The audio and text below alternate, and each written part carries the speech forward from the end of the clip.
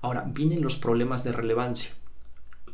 Y los problemas de relevancia es cuando existe duda sobre cuál es la norma aplicable al caso. A manera de ejemplo les pongo aquí otra tesis, este es el rubro, dice encubrimiento de robo. Dice, cuando los objetos son robados en un estado y vendidos en otro, debe aplicarse la legislación de este. Pero aquí lo interesante de los problemas de relevancia es que también va a haber distintas especies. Y recuerden, aquí tenemos que ir distinguiendo para ver efectivamente cuál es el legítimo alcance de la interpretación. Entonces, vale la pena que hagamos este ejercicio de clasificación y de distinción. Va a haber ocasiones en las que el problema de relevancia va a tener como quid analizar si una determinada norma jurídica pertenece o no al sistema jurídico particular. Esos van a ser los problemas de pertenencia. También vamos a tener ese tema del conflicto de leyes en el tiempo, y ahí vamos a hablar de los problemas de retroactividad y de ultraactividad.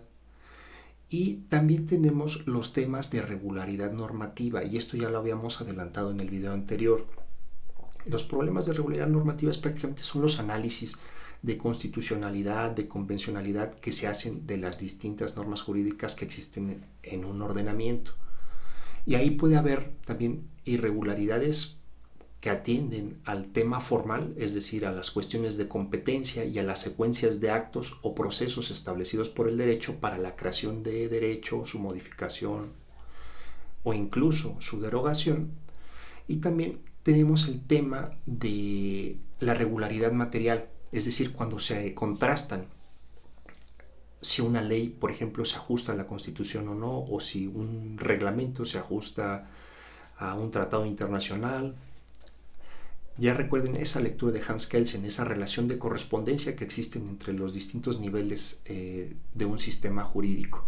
Y aquí es muy importante que también hagamos una distinción, porque existen distintos tipos de normas jurídicas. Y para este tema les recomiendo mucho que vean la lectura de Manuel Atienza, de las piezas del derecho, porque no es lo mismo. O sea, todos estamos casados con esa idea de la forma canónica de las normas jurídicas, de que si es A debe ser B, pero el derecho es muchísimo más complejo que eso. Y aquí Manuel Atienza distingue entre directrices, entre principios en sentido estricto, reglas de acción, reglas de fin, reglamentos puramente constitutivas, actos normativos y definiciones. Y vamos a ir viendo que si existe toda esa gama de distintos enunciados normativos, entonces las combinaciones de las antinomias pues también van a ser en esos términos. Y aquí vemos, por ejemplo, tenemos una directriz puede colisionar con otra directriz de rango inferior, con un principio, con una regla de acción, con una regla de fin, con una regla puramente constitutiva, con un acto normativo o con una definición. Y ahí la discrecionalidad del juez al analizar cada una de estas combinatorias pues va a ir cambiando, porque lo mismo va a pasar con los principios. En sentido estricto pueden colisionar con todos esos tipos de enunciados normativos, lo mismo con las reglas de fin, las reglas de acción, las reglas puramente constitutivas, los actos normativos y las definiciones. Y es importante que hagamos esta clasificación porque los ámbitos de discrecionalidad que va a tener los jueces van a ser distintos. Y a manera de ejemplo, te pongo el caso de la definición. Vamos a suponer que una ley dice, para efectos de esta ley se considera 1. La Secretaría de Hacienda y Crédito Público. Y el reglamento dice algo distinto.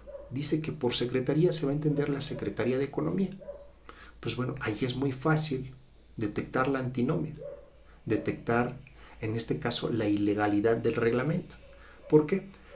Porque la definición va a estar diciendo algo distinto a la definición establecida en la ley. Entonces, si se fijan, ahí pues, prácticamente es fácil detectar esta antinomia. Pero cosa distinta va a pasar cuando haya colisiones de los principios por la estructura que tienen esos enunciados normativos. Entonces, es importante que se haga toda esta labor. Yo creo que este incluso puede ser un buen tema de tesis, que alguien que se dedique a examinar las distintas antinomias que pueden acontecer en base a las combinatorias que existen al respecto. Entonces, aquí esto va a estar dentro del tema de relevancia. ¿Por qué va a estar dentro del tema de relevancia? Porque recuerden que los problemas de relevancia se resuelven identificando cuál es el derecho aplicable. Entonces, ¿qué pasa cuando estamos analizando la regularidad normativa? Si detectamos que una ley es inconstitucional, esa ley se descarta como derecho aplicable. Entonces, por eso es que forma parte de esta categoría de problemas jurídicos.